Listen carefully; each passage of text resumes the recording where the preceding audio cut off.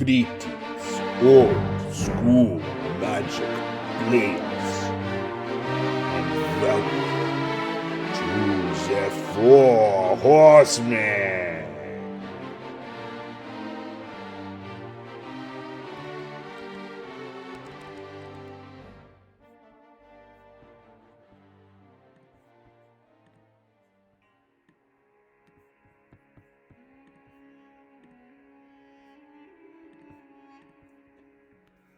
Greetings, old school magic players, and welcome to the Four Horsemen on a Sunday night. I'm the Chadster. Tonight we're going to be doing some Four Horsemen Tournament 11 group matches. This tournament is the 11th tournament, and we're in the last of the brackets for this group.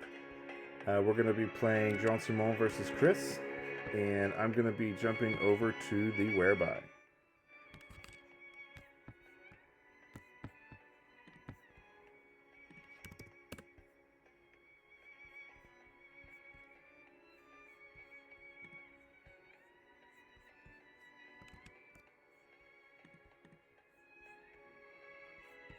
Not gonna put it right away, but afterwards always get the card needed, and when I was needed the lens to counter it or something like that, and man, sometimes it's rude. And I play against Barry. His deck was cool, and I don't know. You have you played against Barry, Chris? Yes, I guess. Yes. With he dropped an Underworld Dreams, and you play a win of change of 5, and he get another win of change with the draw, and he play another win of change. I lost like more than 10 points just in one play. I was goddamn when you wanted. What you can do nothing with that. Life is life. Mm-hmm. Oh, Peter is gone. But Chad is in. First time we're playing together, Chris? I think so. Nice to meet you, man. Nice to meet you as well. I'm from up north, Canada. Where at in Canada? Quebec City. Okay, very cool. Yeah, cool and cold. Very cold here.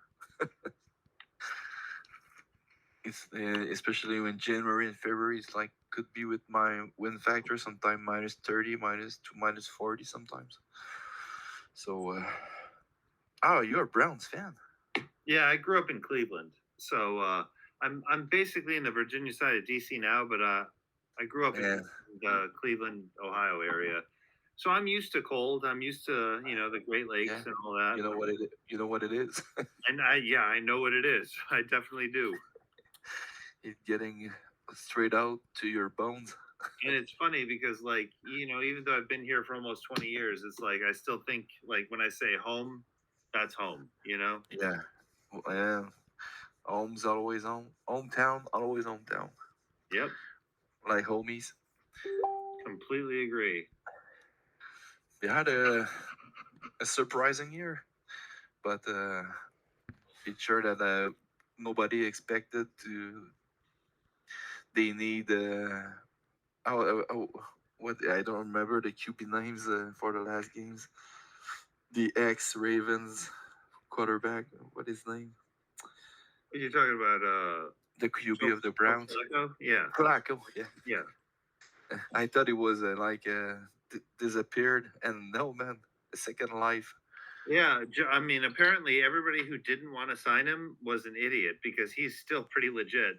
Yeah, man, he did a great job. This is also crazy because for the last 15 years I've been booing him, and here he is now the quarterback of our team, and he's doing a fantastic job. So it's all weird. And Baker did great, and with Bucks. I was a bit surprised they dropped very quickly on him, but and your running back injury at the beginning of the season was incredible. We had a lot of injuries at the start of the season. It's amazing that we did as well as we did. Yeah, man. I think everybody's surprised. Yeah, you're right. Specifically, Nick Chubb was. Chubb. Thank you. When I was looking for his name, and he's a stud. But we had a lot of. I mean, we went through 4 starting quarterbacks before Joe Flacco. So, I mean, this was a weird season all around. And the fact that we even got to the playoffs, let alone had a playoff game, is just kind of crazy. Yeah, man. It's I think it's close to a miracle. Like, get 2 times in Super Bowl for Joe Burrow with his O-line. Mm-hmm. Okay, man. So, are you ready, my friend? I'm ready, man. Let's do it. Hey guys, Go. Thanks for joining us, Chris. Thanks for shooting that deck picture over. This is a sweet looking deck. Before you get started, how was GloryCon? GloryCon was great. I drew terribly. I mean, I did really bad, but Mike France, I just want to say, he puts on the best events that there are. Like, Mike France's events are the ones to not miss. They're fantastic. Everything runs incredibly smoothly. The prize pool as well as the raffles are amazing, and then all the excess money goes to charity. So there's literally not a single negative thing you could say about the events that he puts on. Awesome. Nice. Yeah, that's awesome.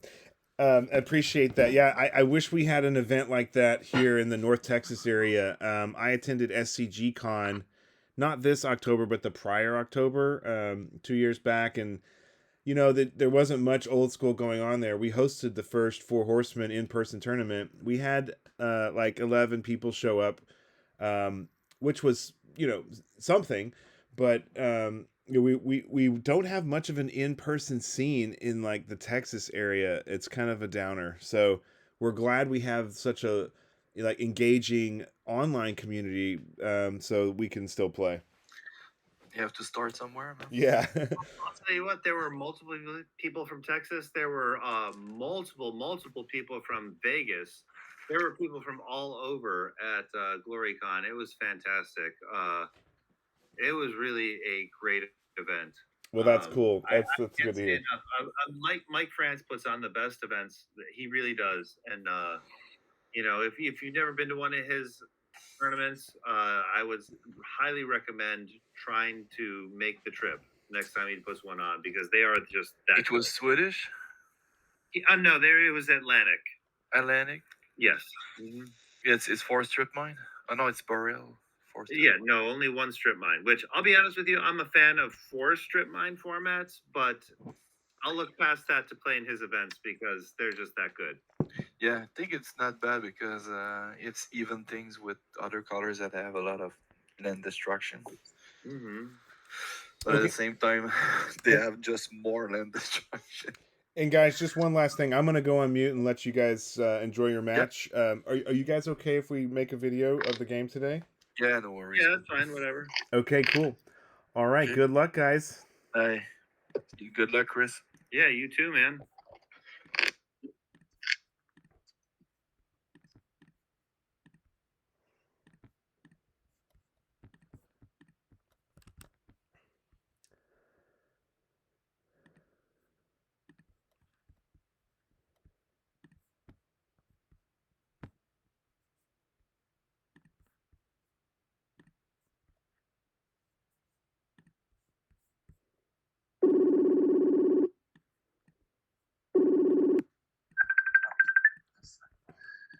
What's up, Chad? Hey, John. So, whatever. Okay, so you're going to want to turn the volume down on those guys.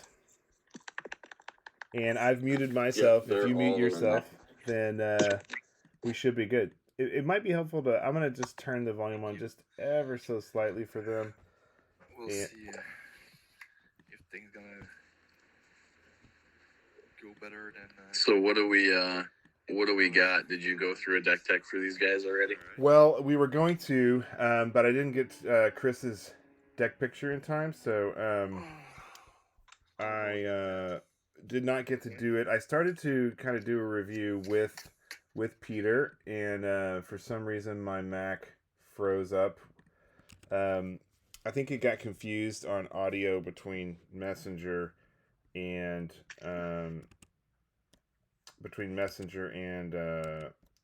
Whereby. Oh, gotcha. Yeah. Okay, so these guys are. Looks like they're drawing their opening hands here. JS, is he taking a mulligan there? Is that what that is? Looks like it. Did you see who won the roll, John? I did not, but it must have been this land tax deck. Okay, so JS is on land tax, yeah. I'll tell you what, I will shoot you a copy of JS's deck. Hey, look at what JS just played. It's an Arabian Nights Island. There you go. Everybody loves those, man. That's got to be like the most popular freebie. Well, and it's the coolest thing in the world, right? Like, it's not like we had to like make custom art for it or anything. It's just out there.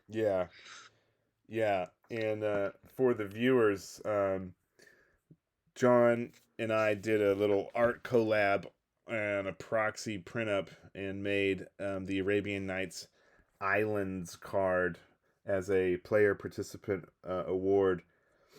So this is off to an interesting start. So JS has got the land tax, but he's not holding back on lands. He's going straight into... Oh, that he can't play that, right? That's double white required there, right? And I have to tell him. I'll tell him real quick. Hey JS, the Thunder Spirit requires double white there. White. Okay, yeah, I got it. So on Chris's side, Good catch. On Chris's side, he's playing. Is that the Hazran Ogre? Yeah, Hasbro Ogress, which I really like. It's a 3/2, and you gotta pay 2 black when it attacks you. You take 2, but who cares? Suicide black. But you know what's funny? You're like, you can't play that Thunder Spirit, and he's like, okay, cool, I'll just play a Serendipity Efreet instead. Yeah, which is probably the better card to play anyway because it does more damage. Yeah, it's a pretty smooth move there. Okay, I did get Chris's deck picture just now. I'm gonna shoot you a copy of that. And what we can do is I can drop it into the graphics while... Oh, man, he played mono black. I wanted to play mono black this tournament. I think it looks good, and this is so cool that he's doing it. Oh, yeah, he's got Sorceress Queen there, right? Yeah. Yeah. I dig it. Yeah. Well, he's going to, after this tournament, when those proxies come in, I'm going to shoot him a Sorceress Queen and some Oubliettes and a Guardian Beast, so he can have them for his mono black deck.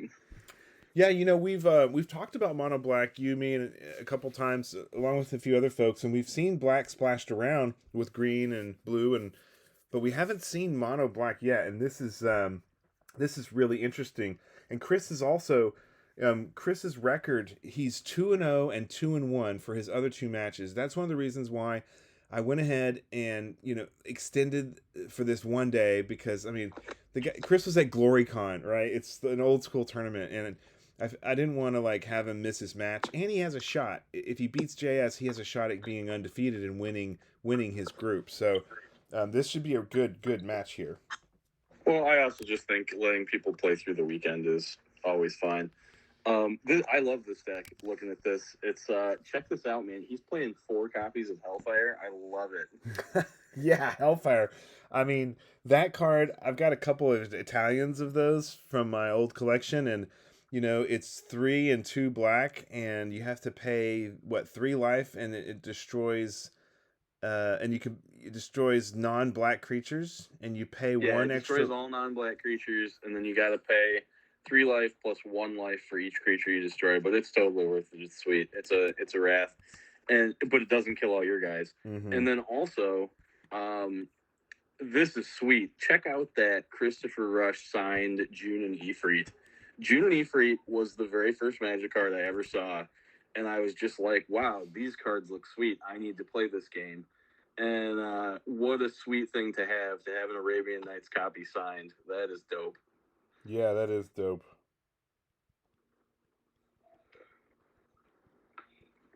I was totally going to play mono black in this tournament. The only thing that stopped me was laziness.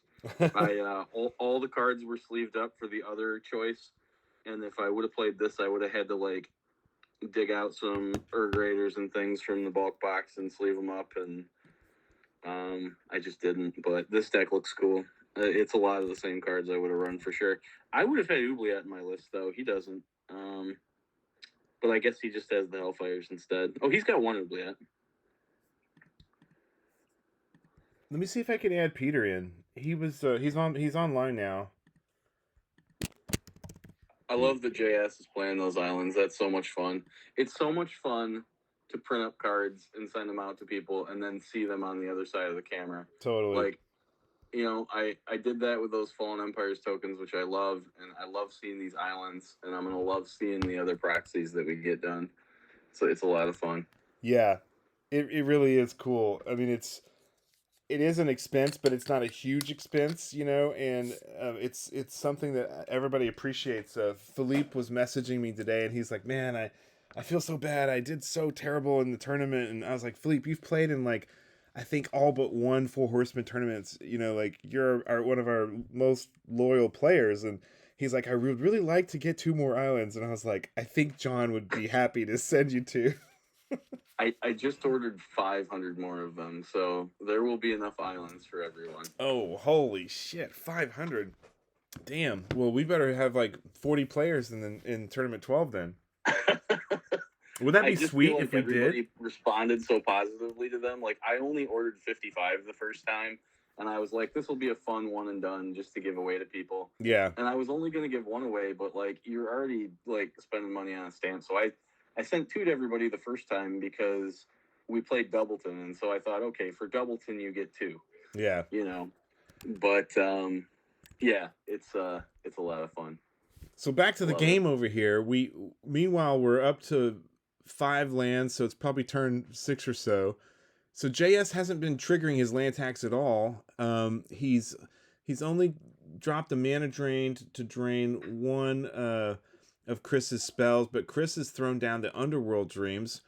Meanwhile, JS finally got... Sorceress Queen is a great answer to Serendipity, right? Because, like, you just make it a 0 every turn and he takes the damage. That's right. You know, as we really dig deeper into some of the, you know, kind of rabbit hole corners of Arabian Nights, I'm seeing so many interactions like this that I never thought of before.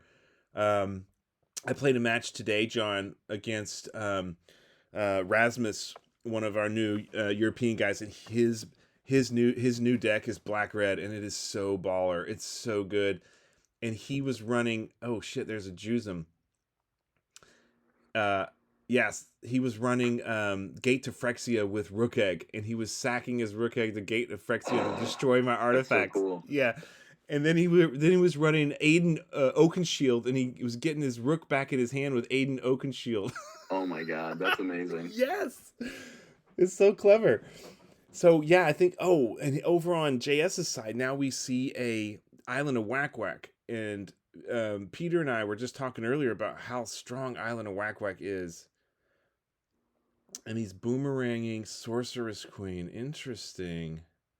Now he could tap it in response, right? He could, yes. He could have used it. Interesting. I wonder why he did not. He just maybe didn't think about it. Okay. He should have used it before the boomerang resolved to make the Serendib smaller. He really should have. And so JS is coming in with the Dib and the Thunder Spirit.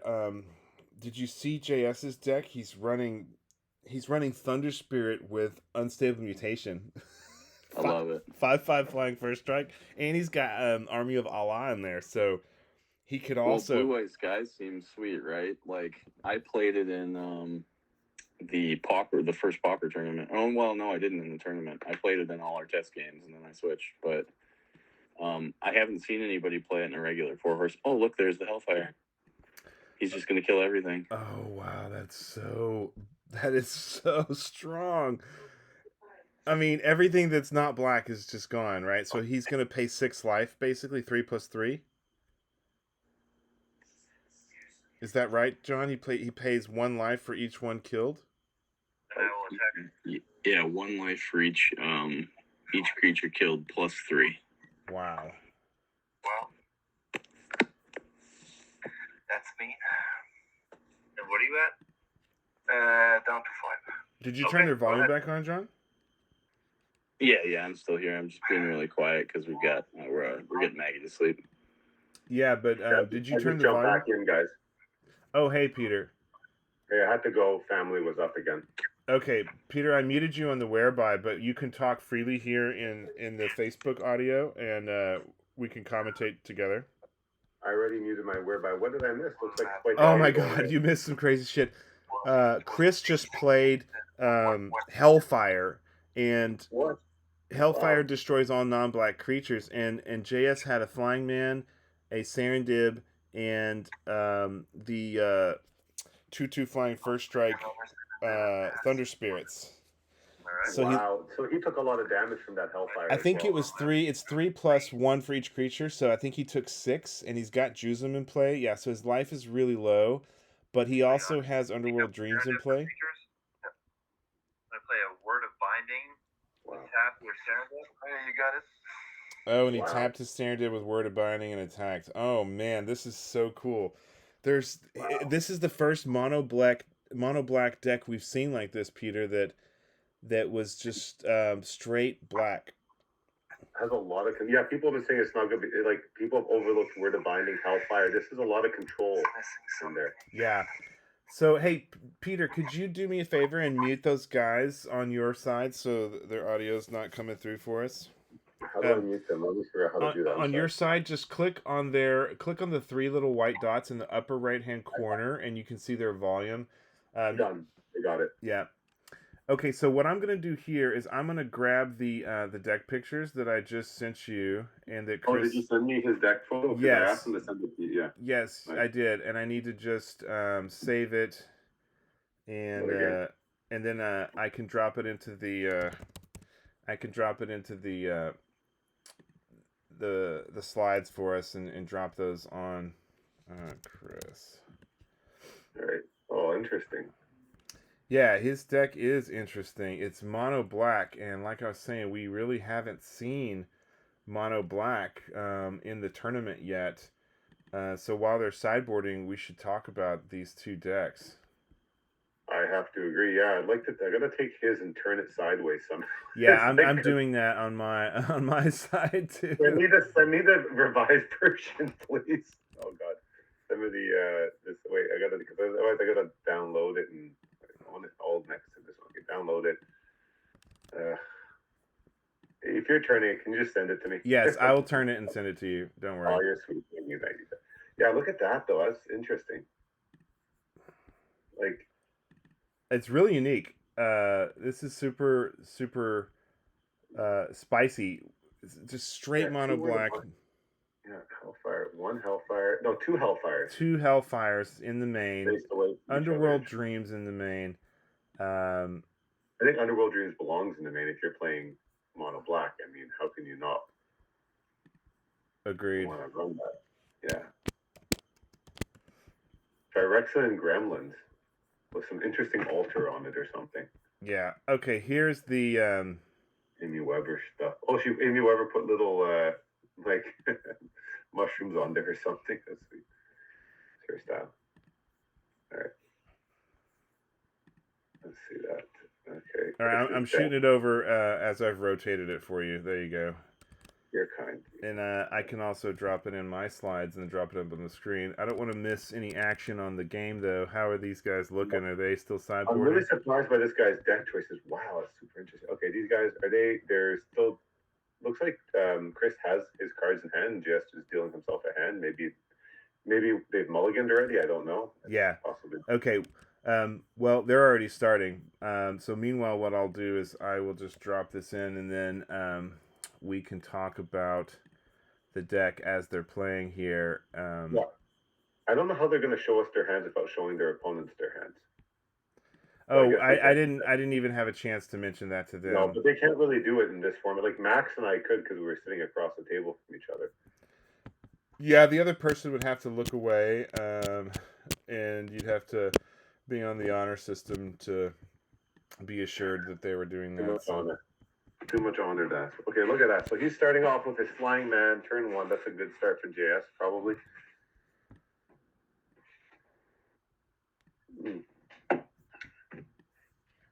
Swamp and pass. So he's putting his planes down. Tapping for unstable. Yeah, it's coming in hard. Look at that. Well, that's good. I mean, that's what he needs to do, right? He's doing everything right. He needs to come out with just, unstable all the way and get in there for that early damage. That Hellfire just wiped him out. So yeah, I wonder if we look at their card. So he's opening with a Hassan Ogre. So it's a 3/2. You have to pay, I think, every time you attack with whatever damages you as well. yeah, it's a pretty solid blocker that can take out pretty much anything on the ground. From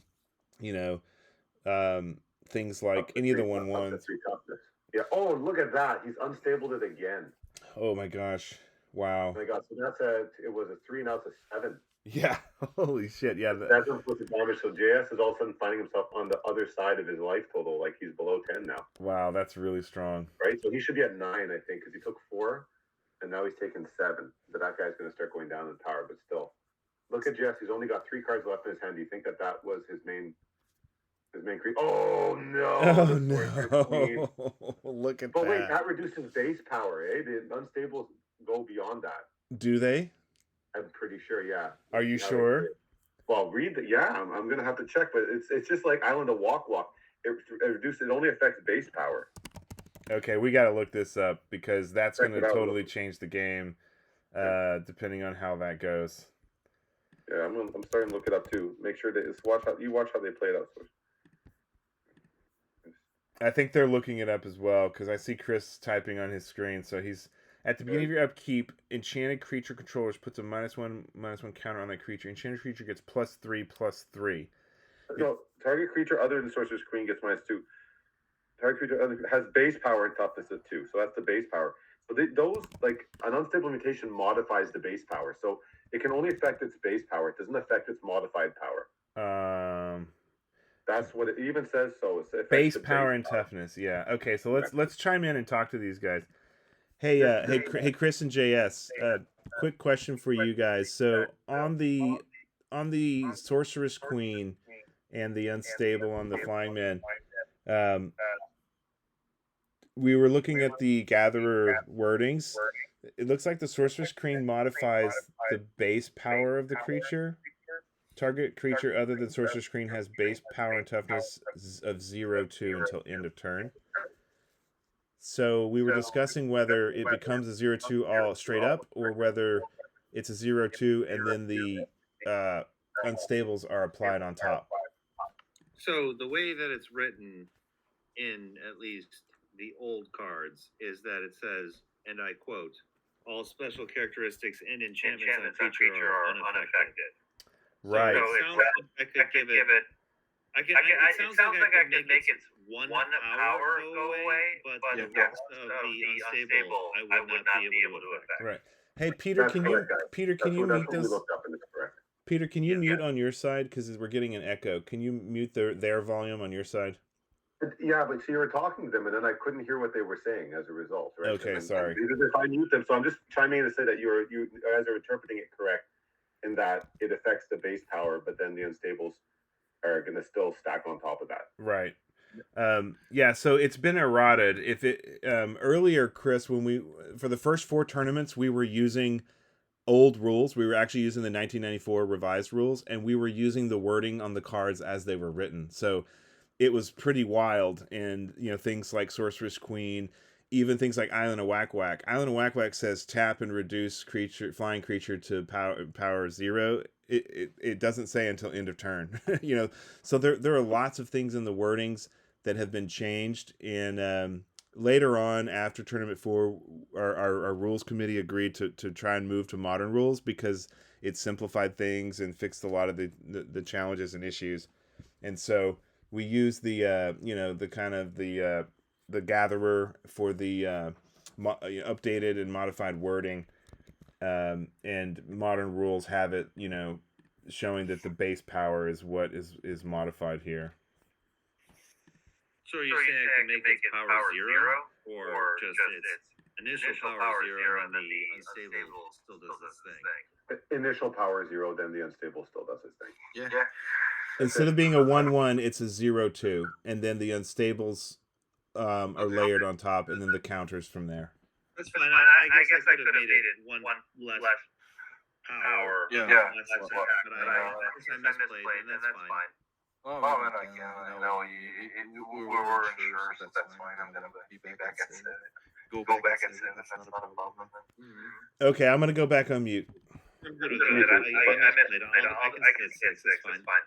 All right, Peter. So I've muted those guys on my side so we can have clear audio now. It was actually you I had to mute. I think that was the most. Honestly, I think it's Chris. I think it's Chris's audio setup that's got the his mic is picking up our audio that's coming through his speakers. That's what's going on. Yeah, they're too close together. So that's just a very interesting situation because Chris is totally right. If we were playing old rules and original wording, you know, it doesn't matter what you do to that creature; it's a 0/2. And I'm really surprised. It's like if you make it 0/2 and then someone casts a giant growth on it, even in the old rules, does it stay as 0/2? Well, I mean, you know, what he's saying is he's looking at the wording on the Sorcerer's Queen itself, you know, the old wording. I don't think that's true. I don't think that's true, Peter. What's that? What is that really how it worked back in the day? Because I'm not saying it is. That's what I'm saying. I don't remember it being that way. Oh, because I think it just makes its base power and toughness 0/2, right? So like. Well, yeah, that's what we chimed in to tell them. Yeah, that's what we had to chime in with the counters. It still is going to do damage for those counters, right? Yeah, it's still the unstable stack on top of the base power. Yeah, exactly. Yeah. So so the Sorcerer's Queen, though, the way it was originally written is different, very different from the errated version.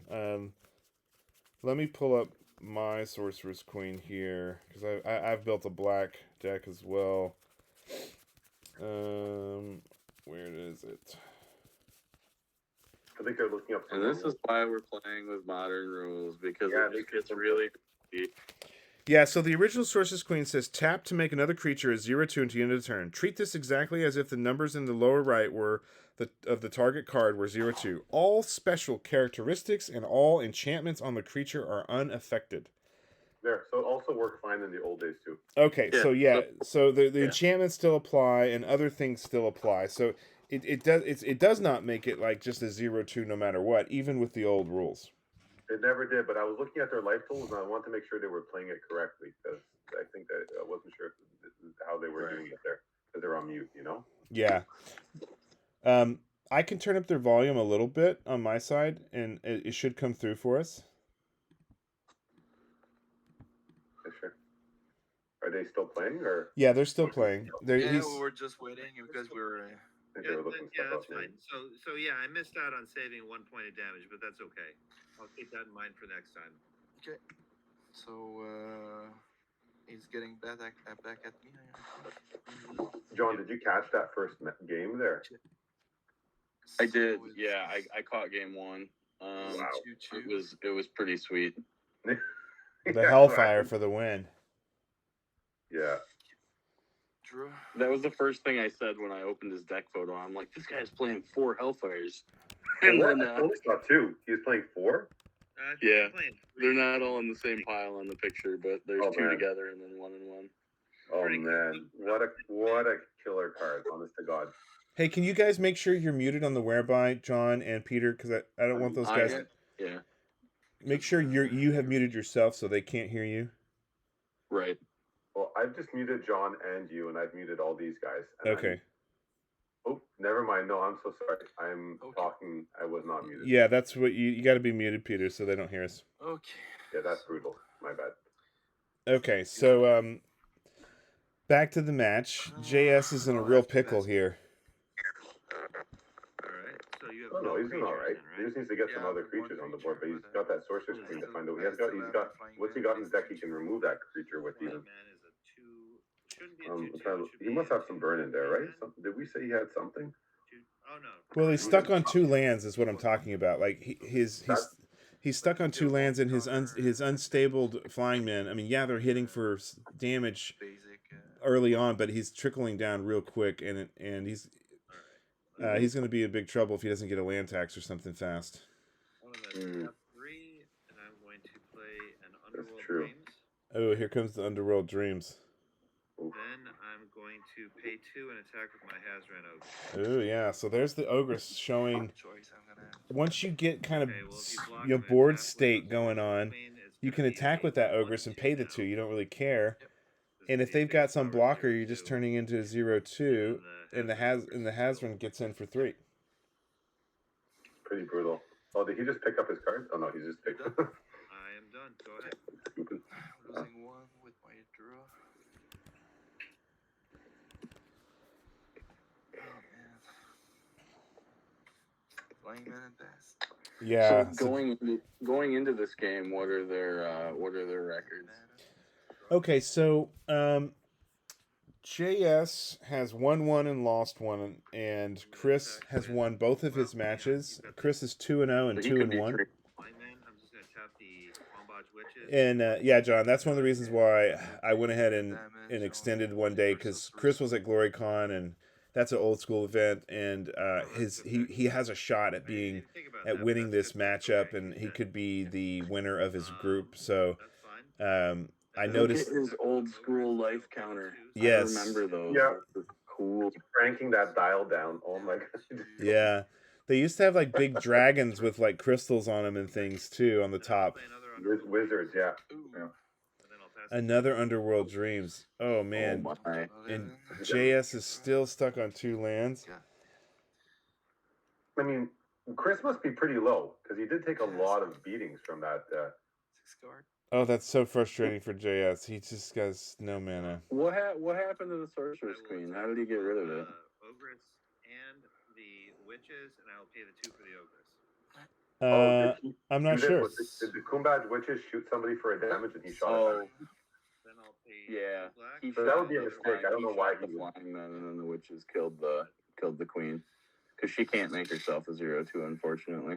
Yeah, I think that was perhaps a misplay on Chris's part. He probably didn't mean to lose the Sorcerer's Queen like that, but because Is that amazing if he just played? it looks like it is. Right. Yeah. It'll slow Chris down by a lot because the Hazran Ogress will get mazed. Still though, I mean he's at 5. He's gonna die from the Underworld Dreams. Like this is a pretty easy out. He's done. He's pretty done. I don't think Jess could draw enough stuff right now to get out of this. Yeah, Yeah. just swing with everything. Mazes the Ogress, goes to 3, goes to 1 after he draws, and then you just ping him or whatever. It's game over. This black deck's been brutal. I love that somebody played it. I was really thinking about a black deck before this tournament. I'm so glad somebody played mono black. I think he really picked the best of the best too. When I'm looking at his deck, Was it? some really great picks in here. Oh yeah, the deck pictures are just phenomenal. Like, it's really, really amazing to see what everybody's brewed up here. Yeah. But I wouldn't play 4 Hellfires. I'd play a lot more oubliettes, but this is, Chris is just rocking it for the free. He's just going for it. Well, that's what I said when I saw the picture, but maybe this is one of those situations where he's only got 1 oubliette or something. I don't know. I probably would play like 4 oubliettes and 2 Hellfires or something like that, but he's just playing 4 and 1. I don't know. Obviously, it's working for him though. He's killing it. He is. I like that he's playing more binding too. That's really cool to get in like the last Alpha Strike damage. It's good. It's good for that, man. Really, really good. A good thing too. But, Top X creatures, like that's awesome. He did use it. Did you see the altar he's got in the Phyrexian Gremlins? I just put King of Yeah, Swords it's and pretty just cool. for your- That's the sweet one from Amy. Oh my gosh. Yeah. They didn't show up. I love that he's playing that card. That's a cool sideboard card. There's a lot of cool little mono black options. For you. One of the other cards that he's not playing that I thought was kind of neat was the Spirit Shackles. That was one of the cards that I was looking at when I was looking through to see if I could build mono black or not. But yeah, no, that's man. Games, man. Appreciate All the cards he's playing are good. Like I'm sold. Anytime, my friend. All right, yeah. All right, guys, we can do a little post game deck tech. Hey, good game, guys. Thanks a lot. Thanks for joining us, Chris. I'll update the brackets and we'll release the top 8 tonight. Okay, sounds good. All right, cheers, guys. And John, and good night, JS. Thanks for joining us, man. Sorry about that last game. I know if you got some mana, I think it would have been maybe a little bit better. That was tough. For sure. Okay, good night, guys. Yeah, you too. Bye. Okay, so for John and Peter, what I'm going to do is I'm going to share my screen here, and I'll just share the deck pictures for us. Let's talk about. Can you guys see my screen okay in the whereby? Yeah, Yeah, I we're gonna can see it. switch to whereby. Or we're gonna. You don't have to switch to whereby. I'm just going to be showing it in the whereby so that we have it up and available, and I'll be. I've got the deck showing for the viewers as well. So let's talk about this mono black deck. I mean, this thing is different. It's different than anything we've seen. Definitely. I mean, it's sweet. I mean, I would maybe lean even more in, like, I'd probably be playing. Oh no, he is playing 4 ogres. He just doesn't have all his cards together. They're like spread out weird. Yeah. Well, I'm trying to see where is his sideboard. Is that there's some cards up above? I think the ones up above are sideboard, the Istvans, the Gremlins, and the Swamp Walkers. And then maybe he just, like, didn't have enough cards, so he's just maybe playing a 8-card sideboard because he just couldn't think of what else to put in the side. Yeah. Well, I mean, Hell's Caretaker is another card that captures my attention. The Word of Binding, same thing. This is a card I was tinkering around with. You know, in the right situations, you just tap all their shit, and they think they have defense, and suddenly they don't. The Underworld Dreams is really cool. You know, the Hell's Caretaker can get a creature back from the graveyard and put it into play if you sacrifice a creature in play. Which could be the Hell's Caretaker as well. So, I mean, Hell's Caretaker is particularly good with Rook Egg, by the way. That's the deck that I was tinkering with, you know, for Tournament 11, a black-red Hell's Caretaker Rook Egg deck.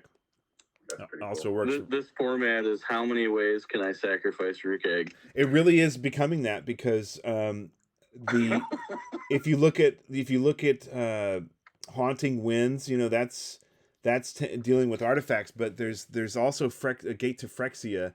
And I played in a match earlier today with Rasmus from from EU, and he was running not only Hell's Caretaker, he was also running Gate to Phyrexia, and he would sacrifice his Fellwar Stones to destroy his Rook Egg, another way to destroy the Rook Egg, or sacrifices his Fellwar Stones to destroy, or one of his creatures, sacrifice his Rook Egg to destroy one of your artifacts is what he was doing. And he's also running Diamond Valley, and he's also running Hell's Caretaker, as well as, of course, the original Sacrifice Angel, the Fallen Angel, the Dark Fallen Angel from Legends. So this engine of being able to sack stuff to bring your Rook token in is, I think, driving everyone to run like 3 or 4 Islands of Whack Whack. Because Island of Whack Whack then becomes the way you deal with the Rook token. I think it's so interesting to watch how one tournament, like the tournament right before, will influence a lot of what people prepare for in the next tournament. Yeah.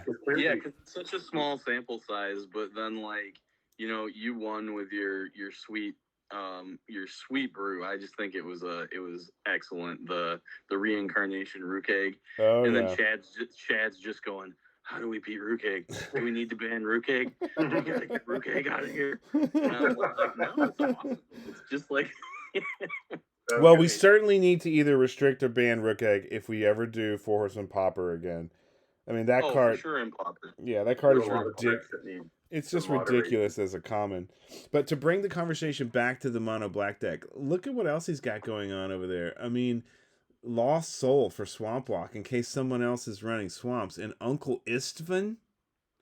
Yeah, the uncle cracks me up. I mean, Uncle When I saw the Istvan. uncle as a kid, I was pretty happy. I was like, "This is a great card." I remember being like, "This is a great card. I'm going to play with it." Yeah, Uncle Istvan. I mean, let's just look that guy up because Isn't I he have. like the 1/6 he takes no combat damage? I think Yeah, something like he's that. a 1/3 that doesn't take combat damage. He just can block forever. Yeah, he's an infinite blocker. Prevent all damage that would be dealt to Uncle Istvan by creatures. He's a 1/3 for 3 black and 1. So he's a 1/3 for 4.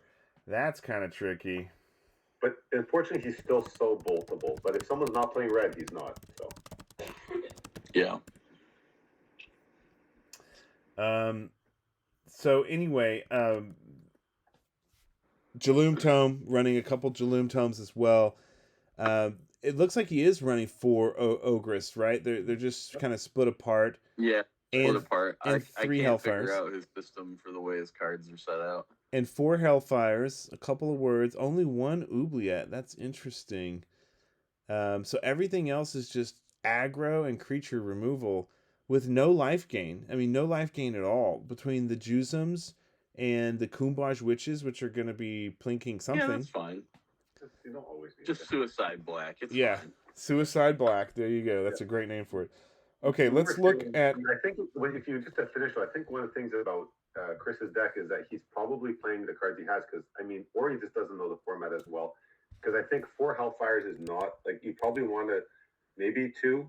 1's probably great, just as, like, an amazing out-of-nowhere card. 1, maybe 1 the sideboard, but you want more Oubliettes and more Ashes to Ashes for creature control. And I think Hellfire is such an expensive card to cast. Oh, yeah. So Ashes to Ashes is definitely a card that should be in his 75 that's not. And he's got room for it because he's got 7 extra sideboard slots he didn't use. So, like, that card should be in his 75. It's strictly better than Hellfire until you're killing more than 2 creatures.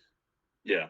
Because you're going to lose the same amount of life. Because you're going to lose the same 5 life. And But you're going to exile them. which is kind of nice. You're going to exile them, which is even better.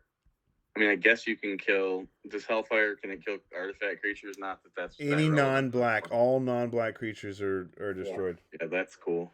Yeah, but I think that he must just not have the other Oubliette and the other, or the Ashes Dashers, or maybe it's not occurred to him because this is his first tournament. But it's really funny though, right? Because he's got like 4 Juzums. I don't know if they're real or not, but like then he's got like white bordered Word of Bindings and like crappy little cards. It's always really funny, like when you're building cards for Old School and you've spent a bunch of money on like bigger cards, but then you're like, oh man, I don't have this, Word of Binding. Now I got to go buy this 10-cent white bordered card. No, he just printed, John. You're right. It's really dumb. Honestly, with all this webcam magic, I should have never bought any cards at all. I should have just printed everything. Well, but ones and you just print the Word of Bindings. That's how you do it. I don't know. Yeah. There's something that is very cool about playing with the real cards. That even I've got some print offs too. I've printed a bunch of shit. Like I would rather play with the real beaters than a printed card. And I was talking with Rasmus about this earlier too, because he has kind of gone back and forth and sees both sides of the whole proxy debate. But he made a really interesting point. He said, "Look, I just don't want to lose a match and look across the screen and know that my opponent like printed half their deck when my deck is real." He's like, that doesn't feel good.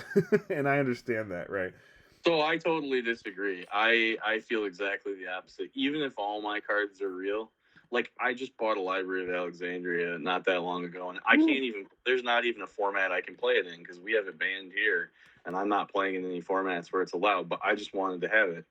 And I don't really care, like, if the guy across from me has, I care about the mechanics of the game. I don't care if you can afford to like buy the cards. And now I like having the cards, and I agree with you, Chad. I like playing the real cards if I have them. Yeah. But I'm much more interested in whether or not somebody can look at the card pool and build a cool deck and pilot it well than I am if they actually like own, 4 workshops or whatever. Right. Yeah, it's the old debate of, do you want to play the player and their strategy and their deck, construction savviness, as well as their ability to pilot, right? Because we've seen like different people cannot play certain decks, and certain decks, in the hands of one person will not perform as well in the hands of another. You know, That's true. there's a lot of skill that goes into not only building the deck but playing the deck and knowing what to do. And more Now, importantly, my caveat to all that, though, is if you're gonna print your own cards, please print something that's identifiable on webcam. Don't just have like little scribbles all over Post-it notes or whatever. well, that's what I did for a while. Tournament. But you can do it to practice. That's fine. But like, you know, if we're playing in a webcam tournament, like it's nice to be able to see the cards. You know, and anybody can go. Here's my plug for public libraries. Just go to the library and print off whatever cards you want on their nice color printer and cut them out and stick them in with a basic land, and you're golden. Yeah. You know, Never have they a problem. look, and you can't even really tell. Like, I mean, Peter, you've had full decks that are every card is proxied, including the lands, and like, I can't really tell when I'm playing you on a webcam if they're real or not. Pretty much, yeah. I don't like it. I decide now if I'm going to do it or not. But when I'm deck building, I always am deck building with proxies. And then when I go to play, I'll swap in all the real cards or not, because you can't really tell them apart, to be honest. But I kind of like playing with my cards, so now I'm putting them in more often. Well, you've got a ton of cards now. Like you have just gone from 0 to 60. Like you are a maniac. You've got everything now. Like it's pretty impressive, the collection that you've built over the last year. Thank you. Except for I don't have any word of binding. But I do actually, because I bought all that bulk, so I definitely do have. I was gonna say I have some in my bulk box. I do have some now. You could, yeah. No, there you go. So, do you guys want to talk about JS's deck? Yeah. Yeah. Let's look at it. So, I really like blue. Mono blue flyers was a consideration for me in this tournament. I didn't think about adding white, but I really like Love the white. I love the Thunder Spirits. I love the Preachers. I love the Army of Allah. And I love the land tax. Like, I mean, he's just getting great cards out of white. Yeah. I would say what's notably, I think, missing here, in my view, the 2 recalls strike me as a lot of recalls for this deck. Because I was saying, I only like 1 recall. I only like playing 1 copy of it. One, because it always sucks when you have to put both recalls in your early hand. Like, somehow it's like, that's 2 dead cards. Yeah. It won't be using them. And his deck has so much repetition to it that it's not really necessary. He doesn't have too many particularly overly powerful cards he needs to recall. And notably, maybe he might need to recall Mana Drain or an Army of Allah at the end of the game or something to close it out. But I think the 2 is too many. And there's some other options for the main deck. I mean, just another Azure Drake would be a great choice there. Just another creature. It's crazy how good just a vanilla 2/4 has been in this format. Like, that card has been a beast. It is. It can block Serendibs all day. It's really, just a good card. But then when I look at his sideboard, I mean, he must have an enchantment he's really worried about, because he's playing Presence of the Master, but he's not playing any enchantments, so he wants. Yeah, I don't know what he's worried about. What is that those gauntlets with that? Gauntlet of Chaos. I love this card. I've been trying to think of a way to put it into a deck, and it's basically something like a juxtapose effect, where you. Yeah, it like exchanges control, right? But what exactly does it do? I think it's creatures, artifacts, and then something else, and you skip any category in which one person doesn't have that. You have to look it up exactly. You know what's missing from this deck, though, is Spirit Link.